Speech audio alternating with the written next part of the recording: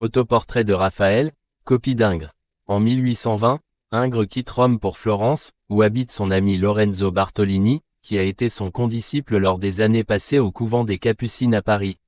Mais la tentative de vivre au domicile de Bartolini va se solder par un certain froid entre les deux hommes.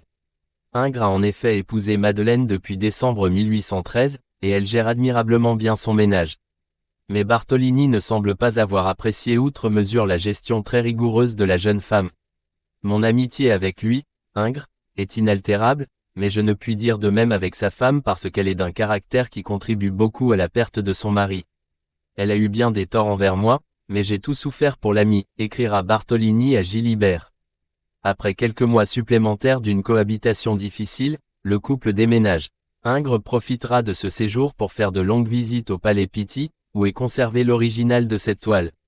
Car Ingres l'a répété et écrit tout au long de sa vie, Raphaël est son Dieu, une espèce de divinité sur la terre, celui qu'il tient pour le plus grand peintre de tous les temps.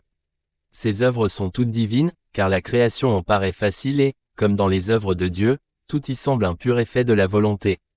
Raffaello Sanzio, dit Raphaël, né à Urbino en 1483, devait mourir 37 ans plus tard à Rome. Entre-temps, il était devenu l'un des peintres les plus célèbres de son siècle. Pendant 15 ans, il fut également le peintre officiel de la papauté, et la décoration des stanze, chambres, du Vatican reste son œuvre majeure.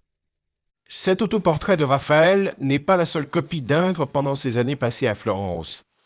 En 1822, il a également copié la Vénus d'Urbino, d'après Titien, à qui elle est aussi son admiration.